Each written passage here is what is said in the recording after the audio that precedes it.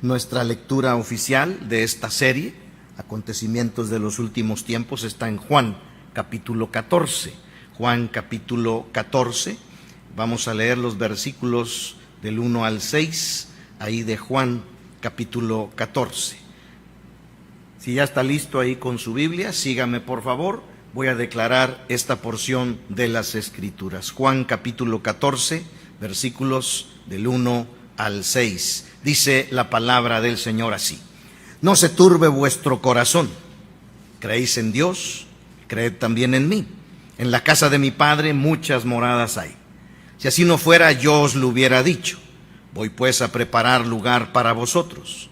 Y si me fuere y os preparare lugar, vendré otra vez y os tomaré a mí mismo, para que donde yo estoy, vosotros también estéis. Y sabéis a dónde voy, y sabéis el camino. Le dijo Tomás: Señor, no sabemos a dónde vas. ¿Cómo pues podemos saber el camino? Jesús le dijo: Yo soy el camino y la verdad y la vida. Nadie viene al Padre sino por mí. Amén. Hermanos, ya hemos visto en cuanto a este tema las cosas que sucederán en los tiempos del fin, las cosas precisamente que van a estar sucediendo en el cielo, cuando seamos arrebatados los creyentes, los cristianos. Estamos viendo las cosas que sucederán en la tierra. Y bueno, hemos visto el libro de los 7 sellos. Esos 7 sellos son juicios de Dios sobre la humanidad. Y ya hemos hablado de algunos de estos juicios. Hemos hablado de los 6 primeros juicios, de los 6 primeros sellos que fueron abiertos por el Cordero. Hemos visto el desarrollo de cada uno de estos juicios. Ahora vamos a hablar del 7º sello.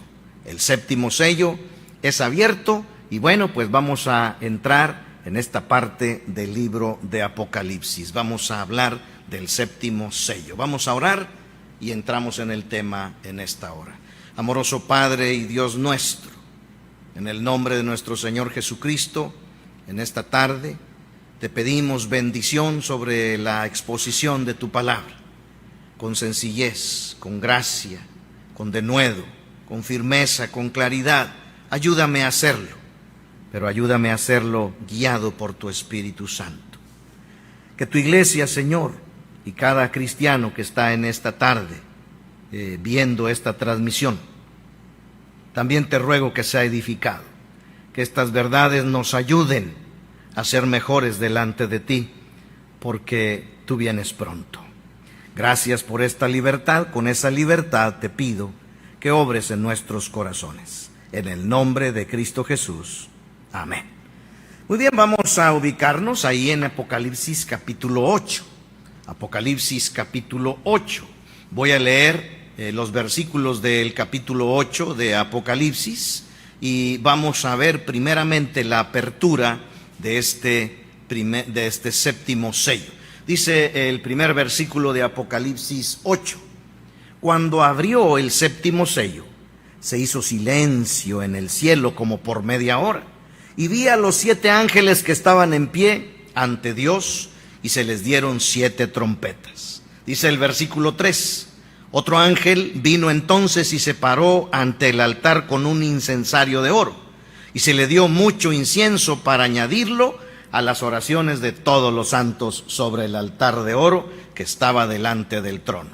Y de la mano del ángel subió a la presencia de Dios el humo del incienso con las oraciones de los santos. Noten el verso 5.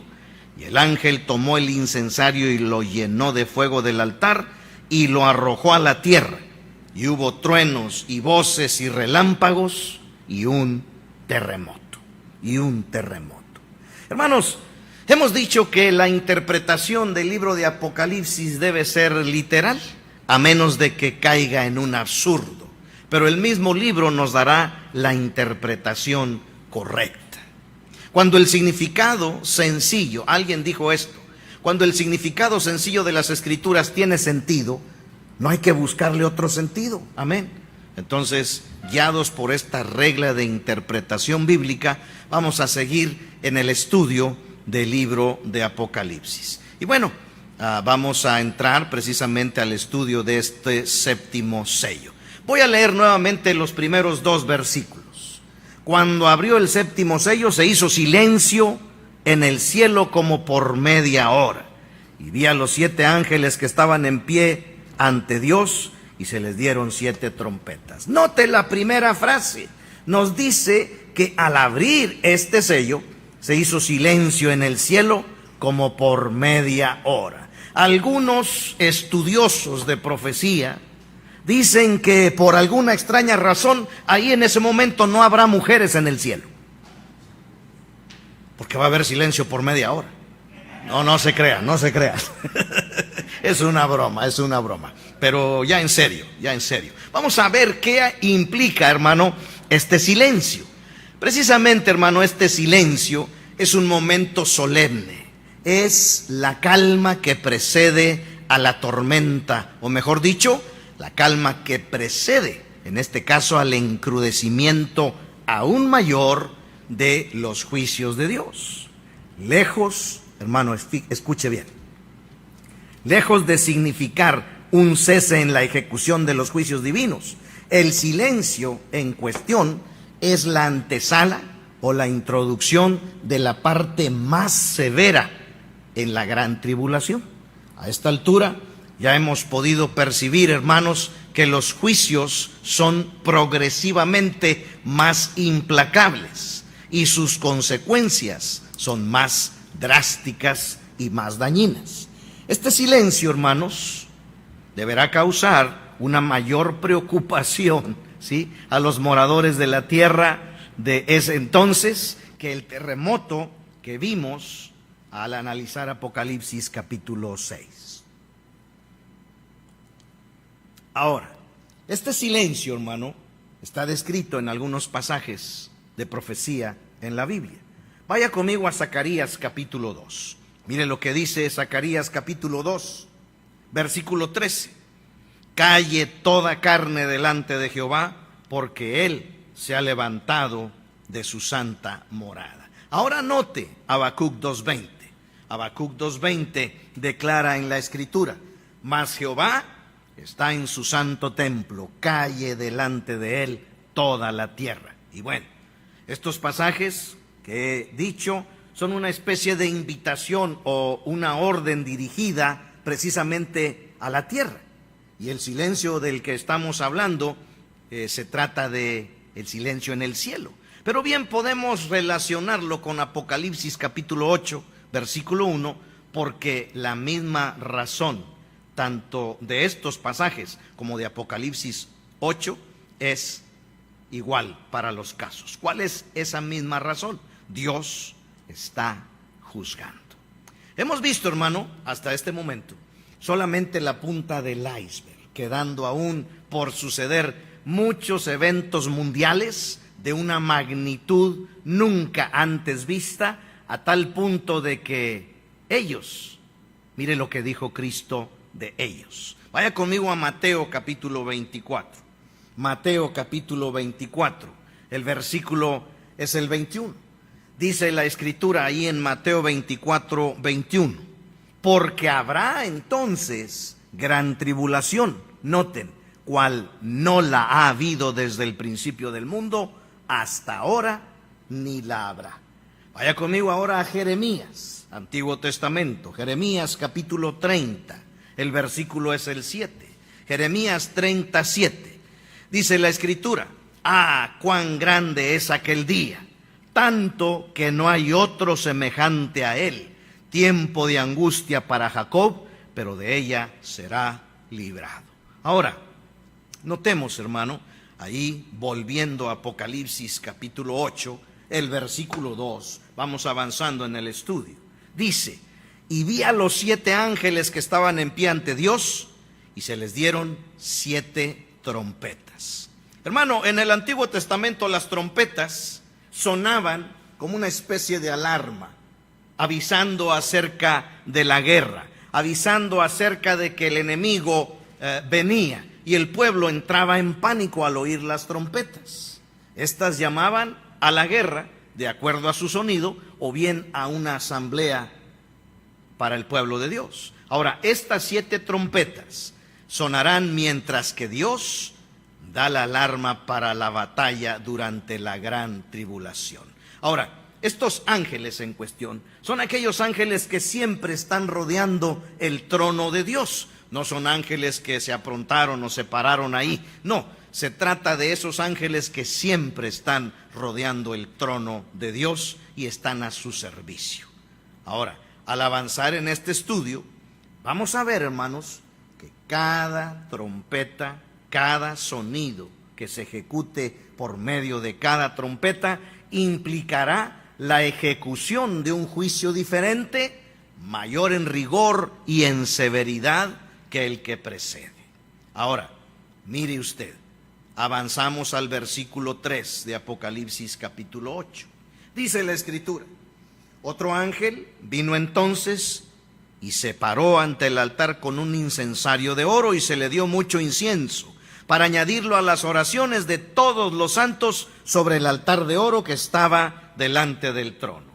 Y de la mano del ángel subió a la presencia de Dios el humo del incienso con las oraciones de los santos. Y el ángel tomó el incensario y lo llenó del fuego del altar y lo arrojó a la tierra. Y hubo truenos y voces y relámpagos y un terremoto. Déjeme decirle, hermano querido, que todas estas cosas son literales. No son tipo de algo, son literales, amén. Dios ya lo había hecho y Dios lo volverá a repetir durante el tiempo de la tribulación. Este último versículo ahí en el capítulo 8, el verso 5, en donde dice que el ángel, al tomar el incienso y arrojarlo a la tierra, hubo truenos, voces, relámpagos y un terremoto. Note usted con qué pasaje se relaciona. Dios ya lo había hecho. Éxodo capítulo 19, versículo 16. Éxodo capítulo 19, versículo 16, dice: aconteció que al tercer día, cuando vino la mañana, vinieron truenos y relámpagos y espesa nube sobre el monte, y sonido de bocina muy fuerte, y se estremeció todo el pueblo que estaba en el campamento. Verso 17 de Éxodo 19, y Moisés sacó del campamento al pueblo para recibir a Dios, y se detuvieron al pie del monte. Todo el monte Sinaí humeaba, porque Jehová había descendido sobre él en fuego, y el humo subía como el humo de un horno, y todo el monte se estremecía en gran manera. El sonido de la bocina iba aumentando en extremo. Moisés hablaba y Dios le respondía con voz tronante. Fíjese nomás, esto es literal. Dios ya lo hizo y lo volverá a hacer. Pero entremos, hermano, en el estudio de los juicios de Dios mediante el sonido de las trompetas. Note lo que dice el versículo 7, ahí en Apocalipsis 8. Dice: el primer ángel tocó la trompeta, y hubo granizo y fuego mezclados con sangre, que fueron lanzados sobre la tierra. Y la tercera parte de los árboles se quemó, y se quemó toda la hierba verde. Este es el primer ángel tocando la primer trompeta. Y conforme a los criterios, hermanos, de interpretación del libro de Apocalipsis, no hay razón alguna hasta este momento para apartarnos de la literalidad al considerar este pasaje. ¿Por qué? Porque nos dice que cuando el ángel toca la trompeta, hubo granizo y fuego mezclados con sangre lanzados sobre la tierra. Cuando Dios, hermano, está sacando al pueblo de Israel de Egipto, Dios lo hace a través de plagas tremendas. ¿Por qué? Por el endurecimiento del corazón de Faraón. Y de hecho, hermano, la séptima plaga sobre Egipto fue precisamente algo parecido. Fue de granizo. Y bueno, vaya conmigo, por favor, ahí a Éxodo capítulo 9. Dios ya lo había hecho. Por eso entendemos que esta porción no es nada figurativo, sino que es algo literal que va a suceder. Notemos Éxodo capítulo 9, versículo 18. Dice: he aquí que mañana, a estas horas, yo haré llover granizo muy pesado, cual nunca hubo en Egipto desde el día que se fundó hasta ahora. Ahí mismo en Éxodo capítulo 9, pero ahora el verso 23. Dice, y Moisés extendió su vara hacia el cielo, y Jehová hizo tronar y granizar, y el fuego se descargó sobre la tierra, y Jehová hizo llover granizo sobre la tierra de Egipto. Hermano, esto es literal. En ese tiempo, al sonido de esa trompeta, habrá un granizo literal que no es tipo de ninguna otra cosa más que de granizo. Y habrá fuego literal que no es tipo de ninguna otra cosa más de fuego. ¿Por qué? Porque el Señor ya lo había hecho y lo está repitiendo. Otro caso, hermanos, ahí en la Biblia, para comprobar esta veracidad, está en Génesis capítulo 19. Es sobre la destrucción de Sodoma y Gomorra. En Génesis capítulo 19, Dios repitió la dosis. Note el verso 24. Génesis 19, 24. Entonces Jehová hizo llover sobre Sodoma y sobre Gomorra azufre, dice la Escritura, y fuego de parte de Jehová desde los cielos. Y destruyó las ciudades y toda aquella llanura con todos los moradores de aquellas ciudades y el fruto de la tierra. Aquí no es granizo y fuego. Aquí es azufre y fuego. Dios puede hacer lo que quiera. Él tiene todo el poder. Y esto será literal en el tiempo de la gran tribulación. Dios lo va a volver a hacer. Él tiene poder sobre todas las cosas. Él tiene poder sobre el granizo. Vaya conmigo a Job, capítulo 38. Job, capítulo 38. Note lo que dice el versículo 22. Job 38, 22 dice Dios preguntando: ¿has entrado tú en los tesoros de la nieve? ¿O has visto los tesoros del granizo? Hermano, Dios tiene control absolutamente de todo. Amén. Y bueno, Él mismo aclara y anuncia desde el libro de Job este juicio. Noten el versículo 23, ahí mismo, en Job 38. Está anunciado este juicio de granizo. Dice Job 38, 23. Que tengo reservados, fíjate, que tengo reservados para el tiempo de angustia, es decir, el tiempo de la gran tribulación, para el día de la guerra y de la batalla. Es muy interesante que el granizo en ese tiempo podrá ser mayúsculo. Sí, quizá hemos visto granizos del tamaño de un blanquillo, últimamente ha granizado en nuestra región. Pero en algunos años anteriores ha habido granizos del tamaño quizá de un blanquillo o de una pelota de golf. Hermano, este granizo será considerablemente mayúsculo. Pues recordemos, hermano, que para este tiempo, para esta hora, ya lo vimos como parte de un juicio. Dios recorrió los cielos como un pergamino. Es decir, la atmósfera que cubría la tierra ya no ejercerá la misma protección. Y entonces el frío sideral podrá entrar con mayor intensidad a nuestra atmósfera y sobre la tierra, en ese preciso momento, habrá demasiado calor, producto de incendios, producto de vapores, y así se va a formar por condensación un granizo, el cual nunca antes se había visto. Y estas cosas Dios las hace con sabiduría, porque ese es su plan y su propósito. Será un literal granizo mayúsculo y habrá literalmente fuego.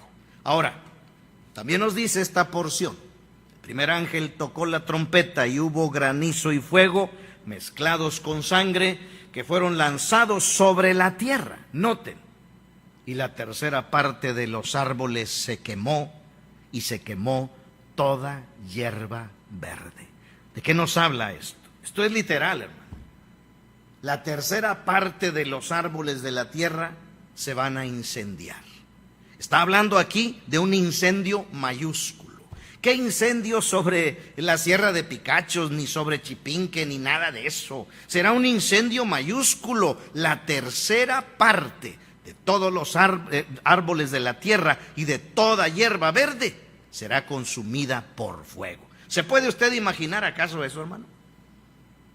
Hemos visto imágenes en los noticieros de los incendios que ha habido aquí en la meseta de Chipinque, en la región. Pero, hermano, esto no se podrá en ninguna manera imaginar el ser humano. ¿Por qué? Porque la tercera parte a nivel mundial, a nivel planeta de los árboles, se estará quemando en un incendio mayúsculo.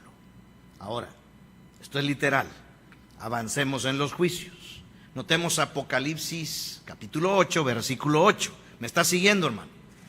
Apocalipsis capítulo 8, versículo 8.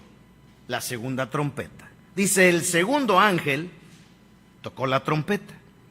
Noten: y como una gran montaña ardiendo en fuego, fue precipitada en el mar, y la tercera parte del mar se convirtió en sangre. Como una gran montaña ardiendo en fuego, es precipitada sobre el mar.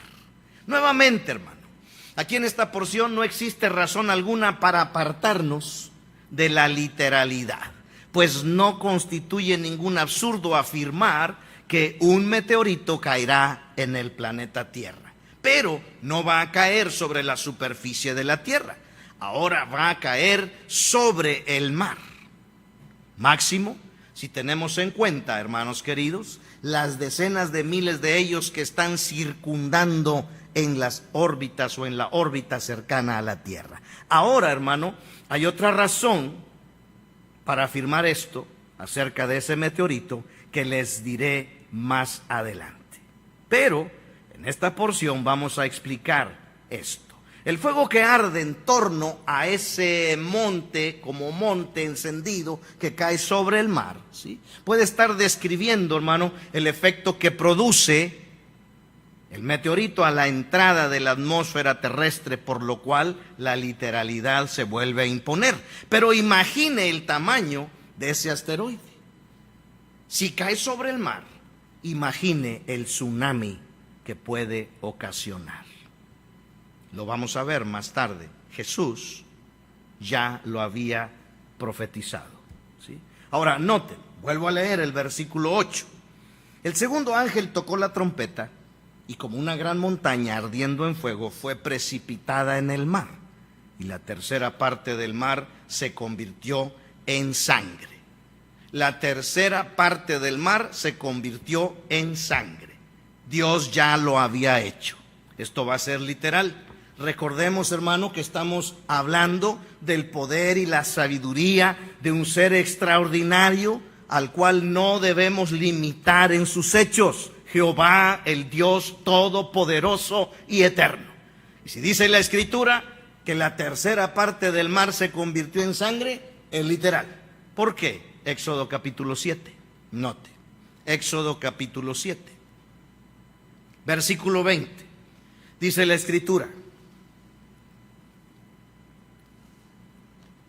y Moisés y Aarón hicieron como Jehová lo mandó, y alzando la vara golpeó las aguas que había en el río en presencia de Faraón y de sus siervos, y todas las aguas que había en el río que se convirtieron en sangre.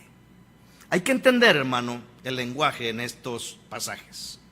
¿Cuál es el lenguaje de Dios en estos juicios? Hermano, Dios está hablando con Israel. Dios está tratando, sí, con todas las naciones, pero en una forma especial con Israel. ¿Por qué? Porque Él ya lo había hecho, hermano. Este pasaje nos recuerda los juicios que trajo Dios sobre Faraón cuando estaba liberando a su pueblo del yugo de Egipto. Y ahora Dios está mostrando a ellos, a los judíos, los mismos juicios como una firma, ¿sí?, como una firma al tratar ahora con la rebeldía de su pueblo Israel, que le dio la espalda.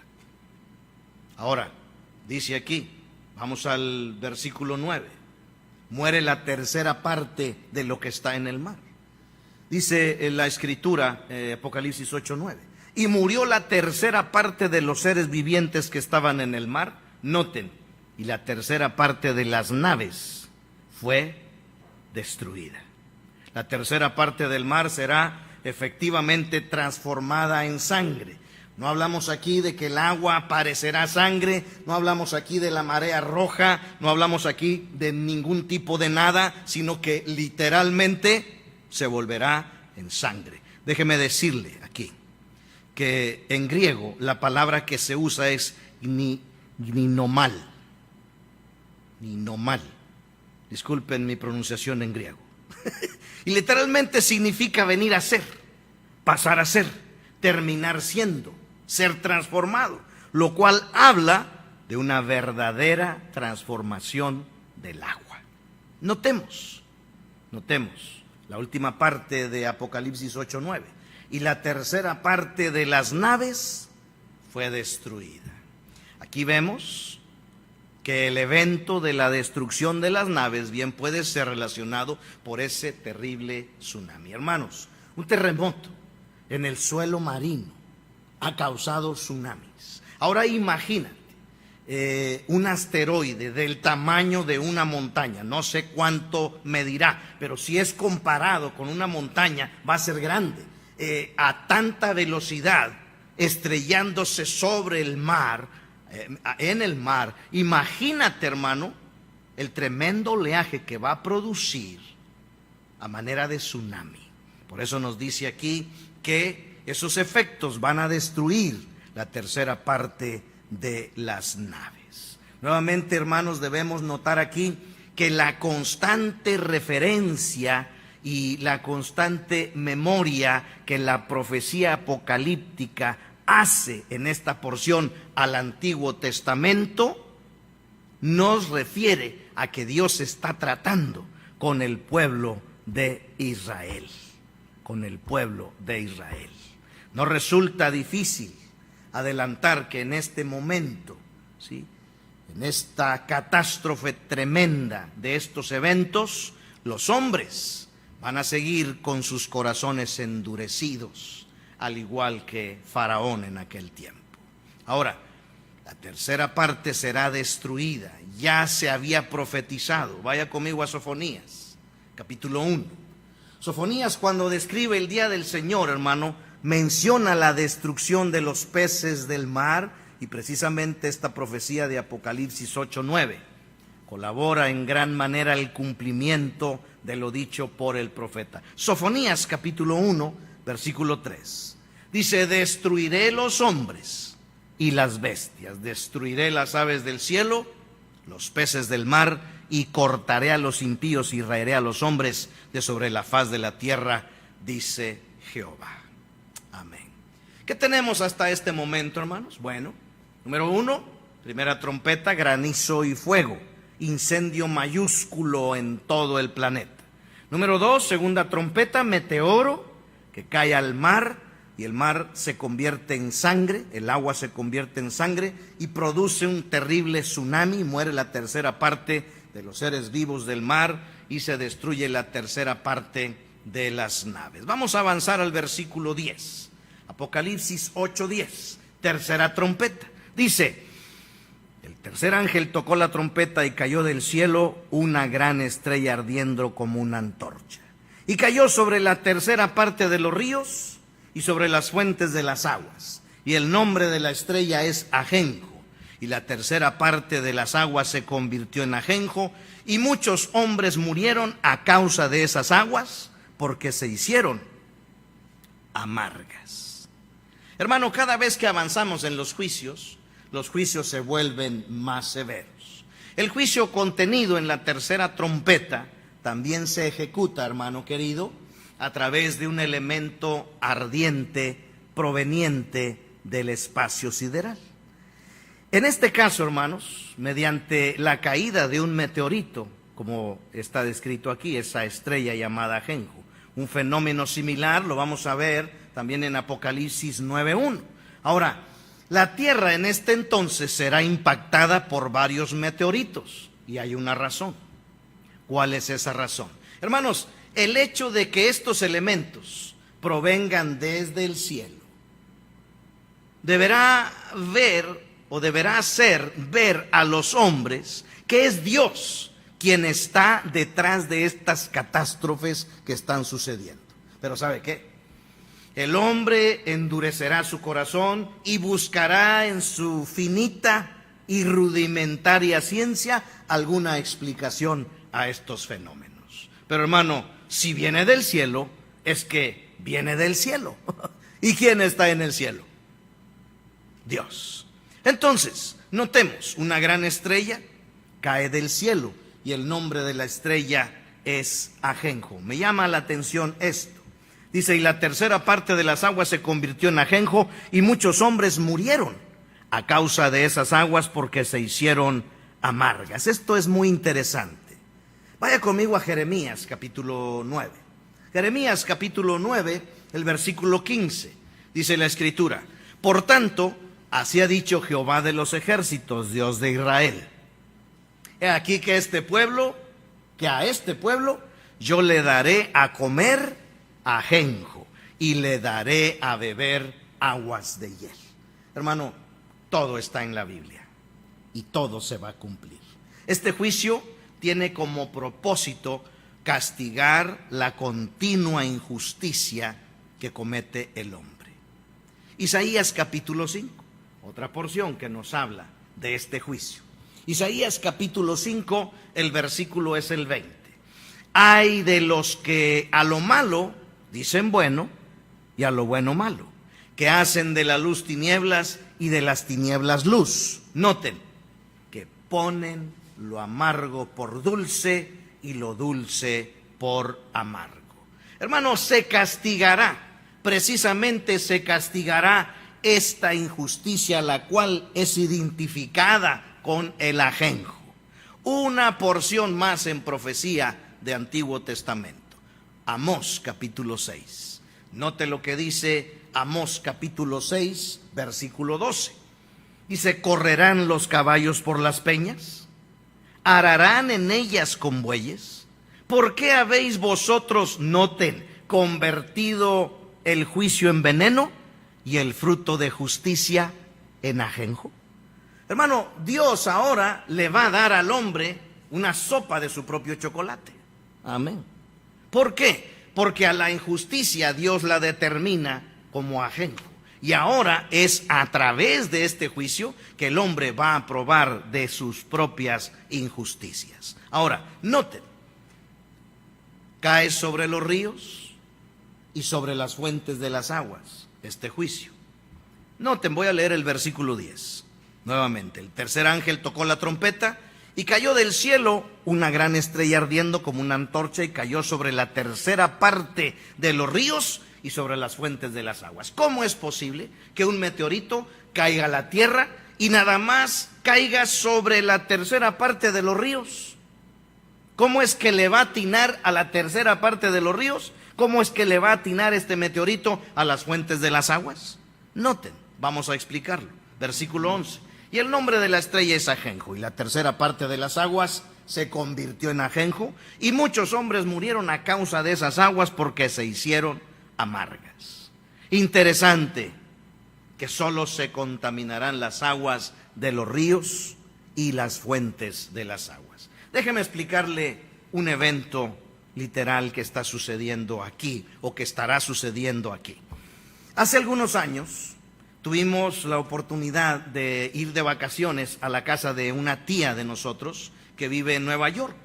Y ahí en Nueva York pudimos ver muchas cosas interesantes. Pero de todas las cosas interesantes que pudimos ver, a mí, en lo personal, me llamó la atención sobremanera el haber ido al Museo Metropolitano de Nueva York. Es un museo inmenso, tiene muchas áreas y ahí puedes ver exposiciones en todos los sentidos, del cuerpo humano, de pintura, de música, tantas cosas. Pero lo que más me llamó la atención fue que exhibían asuntos del cielo, del espacio. Tienen, hermano, una colección enorme de meteoritos, desde el tamaño de un frijol hasta uno de varios metros de diámetro. Y ese especialmente, a ese meteorito especialmente, te dejan tocarlo. Y bueno, pues yo ni tardo ni perezoso, me acerqué, luego la foto, pero pues vamos a tocarlo, porque esto viene del espacio, ¿sí? Es algo diferente. Pero al tocarlo, qué sorpresa. Yo pensé que estaba conformado de algún material tierroso o algo así como lo que hay sobre la tierra, ¿verdad? Pero no. Me llamó la atención que era así como de fierro. ¡Wow! Del color del fierro. Y también tenía óxido como el fierro. Y efectivamente, ahí en las especificaciones decía que su contenido estructural era en gran parte de fierro. ¿Por qué les platico esto? Bueno, esto tiene relación con la explicación de lo que vamos a decir en este momento acerca de que esas aguas se contaminaron con el ajenjo, ¿sí? Ahora, la caída de esta estrella, de este meteorito aquí en Apocalipsis, puede producir lo que se conoce como lluvia ácida, y eso está documentado, ¿sí? Su contenido de fierro y de sulfuros, al entrar en contacto con nuestra atmósfera, ese meteorito, y con todos los gases contenidos ahí por los terribles incendios, por los cráteres abiertos, por los terremotos de los volcanes y todo lo demás, por el mismo fuego en la estela de ese meteorito y los vapores contenidos en su propia estela, la estrella a alta temperatura y a alta velocidad estará relacionándose con los elementos químicos que estarán dominando sobre la atmósfera. ¿Y cuáles son, según esas circunstancias, los elementos que estarán dominando en nuestra atmósfera? Número 1, azufre. Número 2, hidrógeno. Número 3, nitrógeno. Y por supuesto, oxígeno. Y entrarán en reacción. Ahora, vamos a tratar de poner ahí en la pantalla algo para los que saben química. SO2 se conoce como óxido de azufre. Óxido de azufre más O2, que es el oxígeno, nos forma lo que se conoce como el trióxido de azufre. Ahora, el trióxido de azufre, SO3, combinado con el H2O, que es el H2O, todos sabemos lo que es el H2O, es el agua. Noten lo que da. SO3 más H2O, ¿qué nos da? Ponlo en pantalla, por favor. H2SO4. Y esto no es otra cosa más que ácido sulfúrico. Vóytelas. Ácido sulfúrico. Entonces, listo, hermano.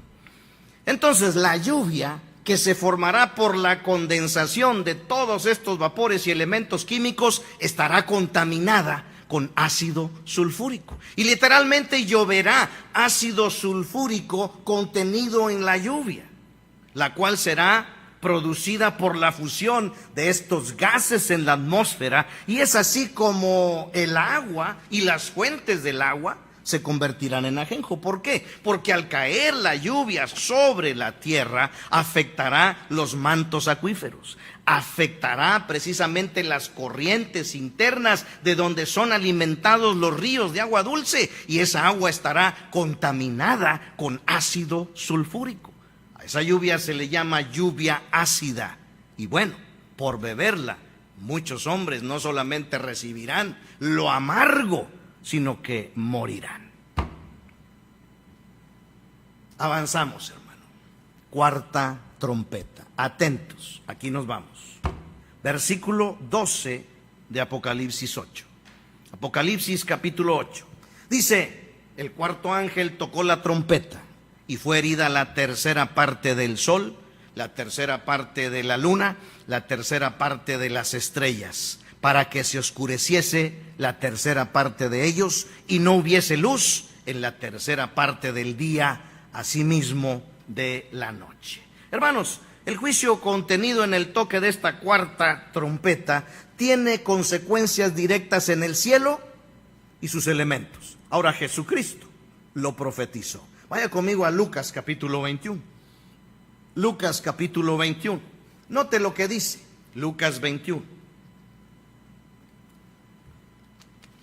Verso 25 y 26. Voy a leer. Entonces, mire lo que dice. Habrá señales en el sol, en la luna y en las estrellas. ¿No está directamente relacionado con esto?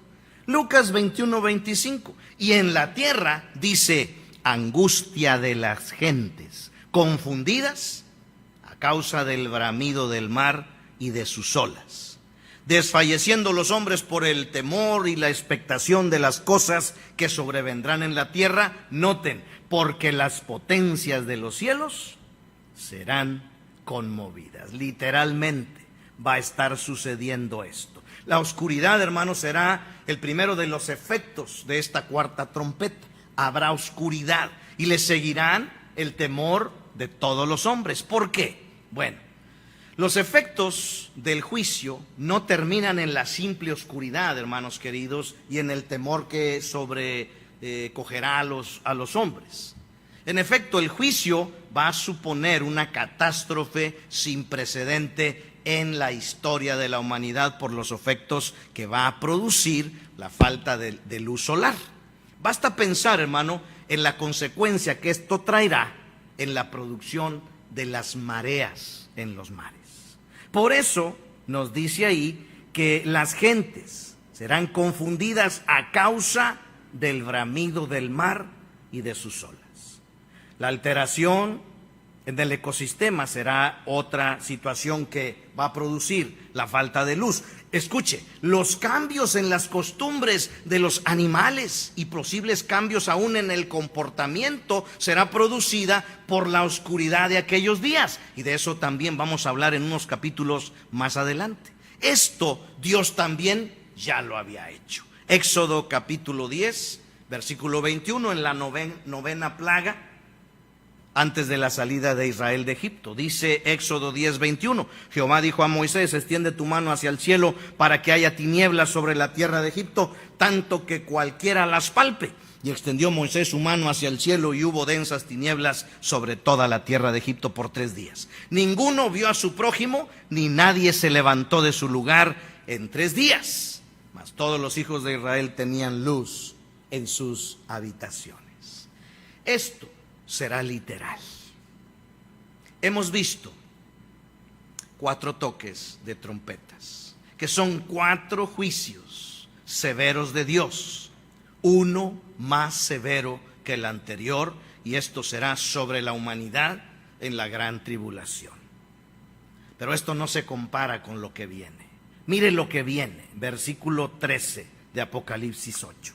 Y miré, y oí un ángel volar por en medio del cielo diciendo a gran voz: ¡ay, ay, ay de los que moran en la tierra a causa de los otros toques de trompeta que están para sonar los 3 ángeles!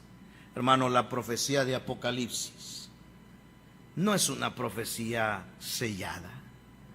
De hecho, Apocalipsis significa revelación, no destrucción, sino revelación.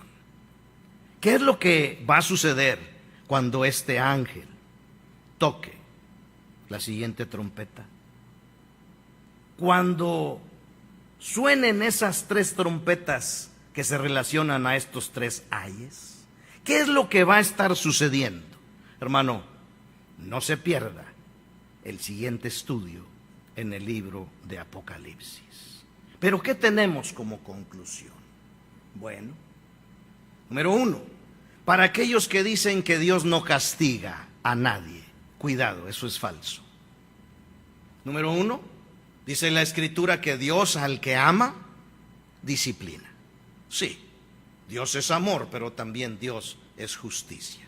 Y en el tiempo de la gran tribulación traerá sobre toda la humanidad, escuche, no arrepentida, sus juicios, terribles juicios de parte de un Dios lleno de ira. Sí, tenemos un Dios de amor, un Dios de gracia, pero también un Dios de juicio, un Dios que ha dicho que no dará por inocente al culpable. Entonces, número 1, hermanos cristianos, por favor, entendámoslo. No podemos vivir el cristianismo como se nos pegue nuestra regalada gana. Si no obedecemos su palabra, Él nos llamará a cuentas. Y déjeme decirle que muchas veces Él nos llama a cuentas aquí mismo, no allá. Muchas veces Él trae juicio a nuestra vida porque nosotros sabemos que no estamos obedeciendo a su palabra. ¿Qué cosas debes de estar haciendo que no haces, cristiano? No, cuidado, te estás metiendo con Dios. Un Dios que se enoja, un Dios que trae juicio, un Dios que sí disciplina a los que recibe por hijos. Entonces, ¿qué cosas no has estado haciendo durante este tiempo? Basta ya. Vivamos un cristianismo genuino. ¿Por qué? Porque Dios sí cumple su palabra. Y el hecho que no lo haya hecho hasta este momento en tu vida, porque andas haciendo cosas que no debes hacer, no quiere decir que Dios tarde o temprano no vaya a traer ese juicio. Vivamos un cristianismo real, comprometido con Dios, de respeto y temor a Dios, porque Él nos llamará a cuentas. Número 2. Amigo que nos estás viendo en este momento, que no tienes la seguridad de que si la muerte te toca, vas a ir al cielo. Tú necesitas arrepentirte, porque no es un mito lo que nosotros predicamos. Quizá nos consideres los aleluyas, los hermanitos, los separados, lo que tú quieras, pero aquí te predicamos la verdad del Evangelio. ¿Y qué dice la verdad? Que el que no se halló inscrito en el libro de la vida será lanzado al lago de fuego. Si Cristo viene, tú te vas a quedar aquí y tú vas a ver estos juicios sobre tu vida. Pero si la muerte te alcanza antes, despertarás en un lago que arde con fuego y azufre. Y déjame decirte que estos juicios no se comparan a una eternidad en el infierno. Por eso te animo en esta tarde a que te arrepientas de tu pecado y recibas a Cristo como tu Salvador personal. Porque de esa manera es como tú puedes asegurar que tu nombre permanezca escrito en el libro de la vida. No se turbe vuestro corazón. ¿Creéis en Dios? Creed también en mí. En la casa de mi Padre muchas moradas hay. Si así no fuera, yo os lo hubiera dicho. Voy pues a preparar lugar para vosotros. Y si me fuere y os preparare lugar, vendré otra vez y os tomaré a mí mismo, para que donde yo estoy, vosotros también estéis. Y sabéis a dónde voy y sabéis el camino. Le dijo Tomás: Señor, ¿no sabemos a dónde vas? ¿Cómo pues podemos saber el camino? Jesús le dijo: yo soy el camino y la verdad y la vida. Nadie viene al Padre sino por mí. Con los ojos cerrados, el rostro inclinado, nadie mirando, vamos a tener una palabra de invitación en esta hora. Ahí con los ojos cerrados, en una actitud de oración. Dios te habló. Hay cambios que hacer en tu vida. Hay formas en las cuales estás viviendo tu vida como cristiano, lejos de la voluntad de Dios. Hay desobediencia en algunas áreas a la palabra de Dios. Sabes lo que no debes de hacer y lo estás haciendo. Sabes lo que debes hacer y no lo estás haciendo. Por favor, hermano, póngase a cuentas con Dios en este momento. Sí, Dios es amor y tenemos su gracia, pero esa gracia va a terminar y Dios nos llamará a cuentas y Dios traerá juicio sobre nuestra desobediencia. Vivamos un cristianismo genuino. Él lo merece y a nosotros nos conviene. Haga decisiones delante de Dios. Haga decisiones. Amigo que nos escucha, que nos sintoniza, haga la decisión más importante en su vida. Reciba a Cristo como su Salvador personal. ¿Cómo puede hacerlo? Por favor, sígame en esta oración. Cierre sus ojos. Hable con Jesús y dígale: Señor Jesús, yo reconozco mi pecado. Me arrepiento. Te pido perdón por todos mis pecados. Señor Jesús, gracias que cuando fuiste a la cruz, el castigo que recibiste era el mío, tú lo tomaste en mi lugar. Ahora yo te recibo como mi único y suficiente Salvador. Ven a mi corazón, perdona mi pecado, limpia mi maldad y dame la vida eterna. Te lo pido en tu nombre. Amén. Déjenos saber si usted hizo esta decisión. Escríbanos ahí en la página, comuníquese con nosotros. Nos daría mucho gusto saber que en esta hora alguien recibió a Cristo.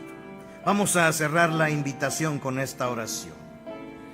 Dios y Padre nuestro, ayúdanos a vivir correctamente delante de ti.